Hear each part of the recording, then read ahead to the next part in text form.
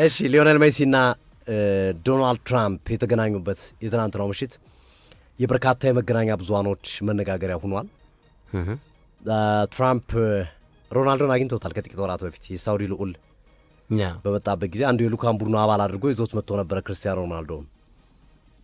በዋይት ሀውስ ውስጥ በነጩ ቤተ መንግስት ውስጥ ብዙዎች ከሳውዲ ልዑል መምጣት በላይ መነጋገሪያ የነበረው የሮናልዶ መምጣት ነበረ። የመገናኛ ብዙሃኖችን አይንም ጆሮም ይዞት የነበረው ያ ጉዳይ ነበረ እና ብዙዎች ጥያቄ ሲያነሱ ነበረ። እዛው ሀገራቸው ሊዮኔል ሜሲ እያለ እንዴት ዋይት ሀውስ ሮናልዶ ቀድሞ ተገኘ? እንዴት ዶናልድ ትራምፕ ቀድመው ሮናልዶን አገኙት? የሚሉ ጉምጉምታዎች ነበሩ። አክብሮን የመጣው ሮናልዶ ማን ነው? ሜሲ ነው። አሜሪካኖችን ሌሎችን ጥያቄዎችን ውድቅ አድርጎ ከሳውዲ ከመካከለኛው ምስራቅ ከሌሎች አውሮፓ ሀገራት የቀረበለትን ጥያቄ ውድቅ አድርጎ የመጣው ሜሲ ነው። ሜሲ ነው ሪስፔክት ሊደረግ የሚገባው፣ ሜሲ ነው እንዲህ አይነት አቀባበል የሚገባው ከሮናልዶ በላይ በሚል ብዙ በተለይ አሜሪካውያኖቹ ጥያቄ ሲያነሱ ነበረ። ግን ሜሲ የተገኘው በዛ ቅሬታ ምክንያት አይደል። ትናንት የተገኘበት ዋነኛ ምክንያት ሁሌም በአሜሪካ የሊጉ አሸናፊ ቡድን በቤተ መንግስት የራት ግብዣ ይደረግለታል። የሀገሪቱ ሊግ አሸናፊ ባለፈው ዲሴምበር ወር ህዳር ወር ላይ የሜሲው ኢንተር ሚያሚ የአሜሪካን ቶፕ ዲቪዥን ማንሳቱ ይታወሳል እና ያንን ተከትሎ የተደረገ ግብዣ ነው እንጂ ጫጫታ ወይም ለምን ሮናልዶ መጣ ለምን ሜሲ ስለተባለ አይደለም። የትኛውም ቡድን ሲያትል ሳውንደርስን ቢያነሳ ኒውዮርክ ኤፍሲን ቢያነሳ የትኛውም ቡድን ቢያነሳ ላይክ እንደሚገኘው ነው የተገኘው። በየአመቱ ሻምፒዮን የሆነ ቡድን ቤተ መንግስት ተገኝቶ በሀገሬው ርዕሰ ብሔር በሀገሬው መሪ እንኳን ደስ አላችሁ የማለት ባህል አለ በአሜሪካ። እንግሊዝ ላይ የለም ይሄ ባህል። አሜሪካ ግን ይሄ ባህል አለ። እግር ኳሱን ለማሳደግ ለማበረታታት የሚደረግ ነው። ትናንት በነበረው ቆይታ የሀገሪቱ ፕሬዚደንት ዶናልድ ትራምፕ መነጋገሪያ የነበረው ጉዳይ ከእግር ኳስ ጋር የተያዘ ግብዣ ስለሆነ ያደረጉት የዓለም መገናኛ ብዙሃኖች ሲዘግቡ የነበረው ዘገባ ሰላም የሌላቸው የሰላም ተሸላሚ የእግር ኳሱን ንጉሥ ይቀበላሉ ብሎ ነበር ሲዘግቡ የነበረው። እንደምታስታውሰው ከጥቂት ሳምንታት በፊት የፊፋው ፕሬዚዳንት ጂያኒ ኢንፋንቲኖ በነጩ ቤተ መንግስት ተገኝተው ለመጀመሪያ ጊዜ የተባለውና የመጀመሪያ የተባለውን የሰላም ዘብ ወይም የሰላም ፕራይዝ አሸናፊ ብለው ዶናልድ ትራምፕን ሸልመዋቸዋል። ዶናልድ ትራምፕ በነገራችን ሽልማት ይወዳሉ። በጣም ይሄ ልታይ የሚወዱ አይነት ሰው ናቸው እና ይሄ ስለገባቸው ጂያኒ ኢንፋንቲኖ አሜሪካ ስለሆነ የዓለም ዋንጫውን የምታዘጋጀው ለዓለም ሰላም ላበረከቱት አስተዋጽኦ ብሎ ሸልሟቸዋል እና ያኔ መነጋገሪያ ነበረ። ብዙዎች ዶናልድ ትራምፕ ጸበኛ ናቸው ለራሳቸው እንዴት ነው ለዓለም ሰላም አመጡ ተብለው የሚሸለሙት በሚል ብዙ ተቃውሞ ነበረ እና አሁን ጭራሽ ከኢራን ጋር ጦርነት ማወጃቸውን በይፋ ራሳቸውም ገልጸዋል። ሀገሪቱም ማስታወቃለች። በዛ ሁኔታ ውስጥ ሆኖ ነው እንግዲህ ትናንት አቀባበሉን ያደረጉት። ዶናልድ ትራምፕ እነ ሜሲን ፊት ለፊት አቁመው ሲሰጡ በነበረው መግለጫና ሀሳብ ላይ ከተናገሯቸው ነገሮች መካከል እንዴት አንድ የማያምር ሰው ወይም በአለባበሱ ደስ የማይል ሰው ከማላችሁ አይኖርም፣ ሁላችሁም በጣም ነው የምታምሩት የሚል እንድምታ አይነት ሀሳብ ከሰጡ በኋላ ልጃቸውን የባሮንን ስም በመጥራት ዛሬ ቤተ መንግስት ማን እንደሚመጣ አውቀሃል አለኝ። ማን ነው የሚመጣው ብዬ ስጠይቀው በስብዕናው በእግር ኳስ ችሎታው በሁሉም ነገር እጅግ ድንቅ የሆነው ሰው በቤተ መንግስት ይመጣል፣ ሊዮኔል ሜሲ ይባላል ብሎ ነግሮኛል ልጄ። አውቃለሁ ዓለም ላይ ሊዮኔል ሜሲ ብዙ ደጋፊ እንዳለ አውቃለሁ አሉ። በጣም ብዙ ደጋፊ እንዳለ አውቃለሁ፣ በጣም ብዙ የሚወድህ ሰዎች እንዳሉ አውቃለሁ። በልጄ ባሮን ደረጃ ላይ ግን የሚወድህ ሰው ያለ አይመስለኝም። ስፔሻል አታችመንት ነው ካንተ ጋር ያለው። ከጥቂት ደቂቃዎች በኋላ ታገኘዋለህ በምሳ ፕሮግራም በራት ፕሮግራማችን ላይ ሲሉ ነበር የገለጹት። አያይዞ እሳቸው ግን እኔ ምናልባት ሽማግሌ ነው ልትሉኝ ትችላላችሁ፣ የፔሌ ዘመን እግር ኳስን ነው የተመለከትኩት። የፔሌ አድናቂ ነበርኩ። ፔሌ አሜሪካ ውስጥ ተጫውቷል። የፔሌ ዘመን አድናቂ ነበርኩኝ፣ የፔሌ ወዳጅ ነበርኩኝ። እና ቅር እንዳይል ሊዮኔል ሜሲ እኔ የፔሌ አድናቂ ነኝ፣ ልጄ ግን ያንተ አድናቂ ነው ብሎ ሀሳባቸውን ያስቀመጡበትን ሂደት ነው ያስቀመጡት። በመሀል የክርስቲያኖ ሮናልዶን ስምንም ጠቅሰው ነበረ። ይችና ትልቁ አንዷ መነጋገሪያ የነበረችው የሮናልዶን ስም ሲጠቅሱ ሜሲ ከኋላቸው ነበረ። ስለ ሮናልዶ ሲያሞካሹ፣ ስለ ሮናልዶ ዋይት ሀውስን መጎብኘት ይቅርታ ሀሳብ በሚሰጡበት ጊዜ ሜሲ ይስቅ ነበረ ሜሲ እና ብዙዎች እያሉት ያለው ነገር አንድ ተመሳሳይ ነገር ነው። እንግሊዘኛ ቢችል ኑሮ ሊዮኔል ሜሲ ይከፋ ነበረ። በሱ ፕሮግራም ላይ ዶናልድ ትራምፕ ፕሮሞት ሲያደርጉ ይደብረው ነበረ አሉና እስኪ እናገላብጣቸው ክርስቲያኖ ሮናልዶ ቢሆን በዚህ ፕሮግራም ላይ ያለውና ትራምፕ ሜሲን ቢያሞግሱ ሮናልዶ ምን አይነት ስሜት ነው የሚሰማው ብለው መገናኛ ብዙሃኖች ያነሳሉ ሀሳባቸው። ሜሲ ግን ሲስቅ ነበር። አውቆት ነው ሳያውቆ ነው ይሄ ሰው የሚስቀው? በጣም እየሳቅ ነበር። አይተቆነ ስማይል ያደርጋል ሮናልዶ ማን እያለ እያወረሩ ሳቸው እሱ ስማይል ያደርጋል። እና ብዙ ንግግራቸው ላይ ሜሲ ዋና ሌሎቹ ተጫዋቾች በሙሉ አሉ አብረው፣ ግን ሜሲ ወጣ ብሎ ለዶናልድ ትራምፕ ቀረብ ብሎ የቆመው እሱ ነው። አንበልም ስለሆነ ትልቁ እንግዳም እሱ ስለነበረ ማለት ነው። እና በእያንዳንዱ ነገር ዝም ብሎ ይስቃል። እና ታስታውስ ከሆነ ከጥቂት ቀናቶች በፊት ሜሲ ራሱ አንድ ኢንተርቪው ላይ ተናግሯል። በህይወቴ በጣም የሚቆጨ ነገር አለመማሬ ነው ይላል። በተለይ እንግሊዘኛ አለመማሬ። እኛም ሰርተነዋል ቲክቶክ ላይ እንዲሁም ቫይራል ነበረ። ምንድነው ያስቀመጠው ሊዮኔል ሜሲ? ልጆች የትኛውንም ቋንቋ የመልመድ የትኛውንም ቋንቋ የመናገር አጋጣሚ ካላቸው አትከልክሏቸው፣ የሆነ ጊዜ ይጠቅማቸዋል። እንዲማሩም አበረታቷቸው። ትምህርት መበረታታት ይኖርበታል።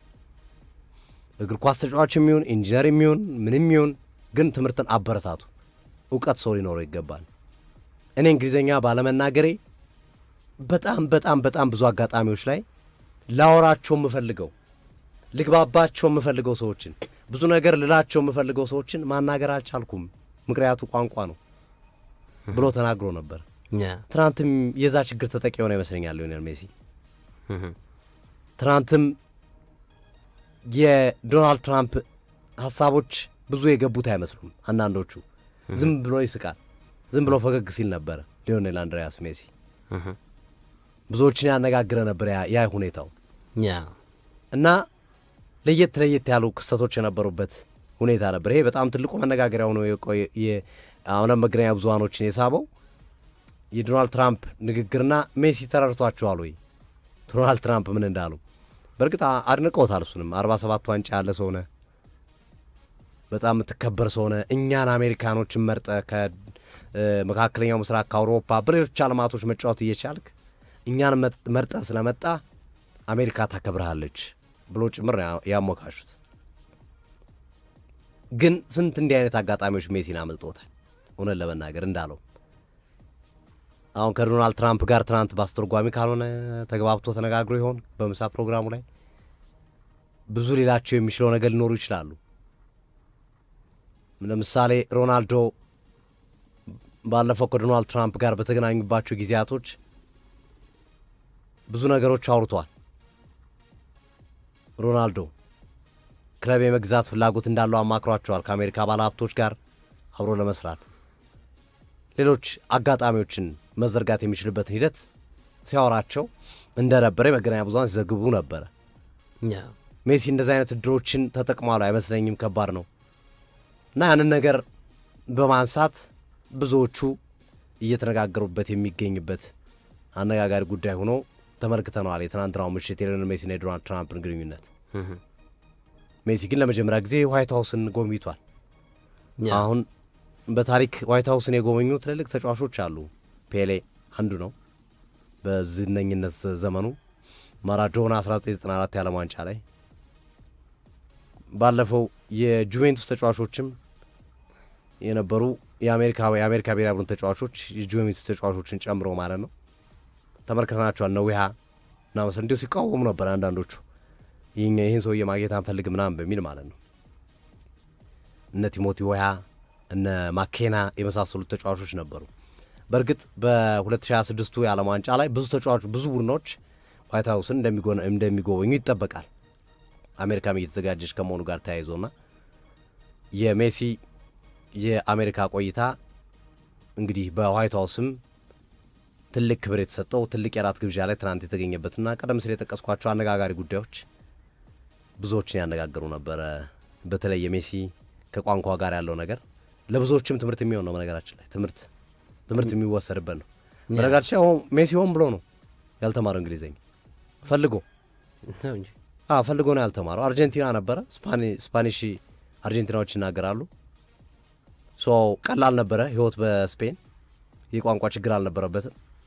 ከዛ በኋላ እድል አልነበረውም ወደ ሌሎች አለማቶች ሂዶ የመጫወት። አሁን አይተህ ከሆነ ብዙዎቹ ቋንቋ የሚችሉት ስለሚንቀሳቀሱ ነው። ከአንድ ቦታ ወደ አንድ ቦታ ካርሎ አንቸሎቲ አሁን ማጥ ቋንቋ ይችላሉ። ጣሊያንኛ፣ ስፔን፣ እንግሊዝ፣ ጀርመን እያሉ ይችላሉ ብዙ ቋንቋ። ለምን? ጀርመን ላይ ባየር ሙኒክን አሰልጥኗል፣ ስፔን ላይ ማድሪድን አሰልጥኗል፣ እንግሊዝ ላይ ቼልሲ ኤቨርተንን አሰልጥኗል፣ ጣሊያን ላይ ያው ጣሊያናዊ ናቸው ሰውዬው። ወደ 7 ቋንቋ ይችላሉ። ሌሎችም አሁን ሮሜሉ ሉካኩን ብዙ ቋንቋ የሚናገር ተጫዋች ነው። አርቴታ ወደ 6-7 ቋንቋ ይናገራል። ፖርቹጋል፣ ስፔን፣ እንግሊዝ፣ ፈረንሳይ ስለነበረ ነው ስፔን ሀገር ነው እንግሊዝ ኦፖርቹኒቲው ነበራቸው። ሜሲ ስፔን ውስጥ ከማን ጋር ለመግባባት እንግሊዝኛ ይማር? እንግሊዝኛ የሚሆን የለም እኮ ስፔን ውስጥ ገብቶሃል። አስቸጋሪ የሆነበት ነገር ያ ነው። በእርግጥ ግን ኢንተረስት ቢኖረው ጎድቶታል። ኢንተረስት ቢኖረው ግን ማወቅ ይችል ነበረ። እስቲል አሁን በፍላጎት የሚያውቁ አሉ እኮ በፍላጎት ቋንቋ ተምረው በአካባቢያቸው የሚናገር ሰው ባይኖርም ምንም ባይኖርም አሁን አሜሪካ ነው ያለው። አሜሪካ አሁን ቢፈልግ እኮ አሁንም መቻል ይችላል። አሜሪካ እንግሊዝኛ ነው ዋና ቋንቋቸው አይደል እንዴ? ቢፈልግ አሁንም መናገር ይችላል አለው። አሁንም ጊዜ እኮ ገና እኮ እየተጫወተ ያለ ነው። ወደፊት እኮ ብዙ ከዚህ በላይ ብዙ ድሎችን ያገኛል እኮ ኳስ ካቆሙ በኋላ የማሰልጠን የመጫወት የማሰልጠን የመምራት እሱ እንዲሁም ምንድን ነው የሚለው ከዚህ በኋላ ማናጀሪያል ካሪየር እንዲኖረኝ ነው የምፈልገው። አሰልጣኝነት ሳይሆን የክለብ ባለቤት፣ የክለብ ፕሬዚዳንት፣ እንደዚህ አይነት ሚናዎች አምባሳደር የመሆን ፍላጎት ነው ያለኝ ብለዋል። በፍጹም የማሰልጠን ፍላጎት የለኝም ብለዋል ሊዮኔል አንድሪያስ ሜሲ። ይጠቅመዋል አሁንም እና እንግዲህ በቀጣዮቹ ጊዜያቶች ራሱን ቋንቋ ኦልዌይስ ፕራክቲስ ነው። ፕራክቲስ ባረከው ቁጥር የሚመጣ ነገር ይመስላልና ግን ጎርቶታልና ይሄ ነገር ለብዙዎች ትምህርት የሚሆን ይመስላል። የሊዮኔል ሜሲ ሀሳብ የሰጡ ሀሳብ አሉት ይጨምራል። ሱዋሬዝን አድንቋል። አንተ አንስተዋል አብዛኞቹን። በነገራችን ላይ ይሄ ትንሽ ልጃቸው 5 ልጅ ያላቸው እና አንደኛው የሮናልዶ አድናቂ መሰለኝ። ባለፈውም እንደዚሁ ልጅ የአንተ አድናቂ ነው ሲሉት ነበር። የትኛው ነው እንጂ እና ይሄ እንደውም በአሜሪካ አንድ ቡድን ውስጥ ይጫወት ነበር ባሮን እና የትራምፕ ባለቤት በእግር ኳስ እንዲጫወት ትፈልጋለች። ወደ ፖለቲካው እንዲገባ አትፈልግም። በቃ በሌላ ነገር ራሱን ቢዚ እንዲያደርግ ትፈልጋለች እና የአማካኝ ስፍራ ተጫዋች ነው። ትላንት እንግዲህ አንተ ካነሳው ነጥቦች ውጪ ሱዋሬዝም የዓለማችን ቁጥር 1 ከሚባሉ አጥቂዎች ተርታ የሚመደብ ነው ብለዋል እንግዲህ ዶናልድ ትራምፕ። እና ብዙዎች ግን ያስገረመው ነገር ምንድን ነው አሁን በወቅታዊነት ካለው የሶስተኛው የዓለም ጦርነት ወደሚመስለው የጦርነት ጊዜ ላይ ሆነው ራሱ ሜሲን ኢንቫይት ማድረጋቸው ብዙም ከኢራን ጋር ያላቸው እና ሌሎች ያላቸውን የፖለቲካ ነገር ብዙም ግድ የሰጣቸው አይመስልም የሚል ሀሳባቸውን አንጸባርቀዋል። ና በዚህ ሰዓት እንዴት ሜሲን ጋብዙት እንዴ ውጥረት ላይ አይደል እንደ ያሉት ምናምን የሚሉ ሀሳቦች ሲቀርቡት ተመልክቻለሁ። እና አሁን ያለውን የጦርነት ጊዜ እንግዲህ እየተመለከትን እንገኛለን። ያው ሰላም እንዲሆን እንመኛለን። ግን እሳቸው ደግሞ ባልተለመደ መልኩ ሜሲን ኢንቫይት አድርገውታል። ሱዋሬዝንም አንቆልጳብሰዋል። እንግዲህ የአሜሪካው የሜክሲኮና የካናዳ ዓለም ዋንጫ በያዝነው አመት መጨረሻ ላይ የሚከናወን ይሆናል። ኢራን ባትሳተፍም ግድ የለኝም ብለዋል። እኛም አንስተነዋል ከቀናት በፊት። እንግዲህ የስፖርት የሰላም መድረክ ነው። ከእግር ኳስ ጀርባ ያሉ ፖለቲካዊ ጥያቄዎች፣ አለመግባባቶች ይኖራሉ። ግን ይህን ደግሞ ስፖርት ሊያስታርቅ የሚገባው መድረክ ነውና በዓለም ዋንጫ ውስጥ ከአሜሪካ ጋር ሆድና ጀርባ የሆኑ ሀገራት ይሳተፉ ይሆን የሚል ሀሳቦችም እየቀረቡ ይገኛሉ። በጣም እየተጠበቀ ይገኛል ዓለም ዋንጫው። ከጦርነቱ ጎን ለጎን የትኬት ዋጋ መጨመር፣ የፓርኪንግ ራሱ የጌም ፐር ጌም ያለው የፓርኪንግ ዋጋ ራሱ በጣም ከፍተኛ እንደሆነ እየተነገረ ይገኛል። እና ሰዓቱስ የሚለው ሀሳብም እንግዲህ ከወዲሁ እየተነሳ ይገኛል። በፊፋ የዓለም የክለቦች ዋንጫ ጨዋታዎች ላይ ስታዲየሞች ባዶ ሆኖ የተመለከትንባቸው ጨዋታዎች ነበሩ። እንዴ ይህ እነዚህ የሚያካክሉ ክለቦች የተጫወቱ ስታዲየሙ እንዴት ባዶ ሆነ ሲባል ያው የስራ ሰዓት ነው፣ ጠዋት ነው የሚደረጉት መርሃ ግብሮች የሚሉ ምላሾችን እያስተዋል እንገኛለን። ዓለም ዋንጫ ውስጥ በምን አይነት መልኩ ታርቆ በየ4 ዓመቱ የሚናፍቀው ዓለም ዋንጫ በሶስቱ ሀገራት ጣምራ ላይ ሲደረግ ምን አይነት ነገር ያስመለክተናል የሚለው ነገር ይጠበቃል። ግን ሞሮፍ በእግር ኳስ ሀገር ዓለም ዋንጫ ቢደረግ ባይ ነኝ። አሁን አሜሪካ የእግር ኳስ ሀገር አይደለችም። ከስፖርት ብዙ ምርጫዎች በኋላ ነው እግር ኳስ የሚጠራው። የክሪኬት ምናምን ሌሎች የሚወዷቸው ባስኬትቦል ምናምን ሌሎች ካልክ በኋላ እግር ኳስ ይላል። ስለዚህ ይሄ ዓለም ዋንጫ ላይ ጥላ እንዳያሳድር የምንወደውን ዓለም ዋንጫ ዝቅ እንዳያደርገው እሳቤ ያለኝና የፊፋ የዓለም የክለቦች ዋንጫ ላይ ተመለከትናቸው ክፍተቶች። ከዛ በላይ ደግሞ እንደው ሰዓቱ በጣም ሰዓቱ ከባድ ደጋፊዎች አለመኖር ምናምን ሊያስተናግድ ይችላል። እና አሁን አውሮፓ ላይ ቢደረግ ዓለም ዋንጫው እግር ኳስ ወዳድ ህብረተሰብ ነው፣ ሰዓቱም ብዙ የሚገናኝ ነውና እንደውም የፊፋ የዓለም ክለቦች ዋንጫ እኮ ምን አለ ወይ ጀርመን ወይ ስፔን ወይ ፈረንሳይ ቢደረግ ሞር በጣም አትራክትድ ይሆን ነበር በስፖርት ቤተሰቦች ተብሎ ነበር። እና በእግር ኳስ በወደድ ሀገር አሁን ስትመለከተው እንደውም ትንሽ ሶስቱም ያው ናቸው። አሁን ሞሮኮም ማነው ሜክሲኮም ካናዳም እና አሜሪካም ሶስቱም በእግር ኳስ ስመገናና አይደሉም።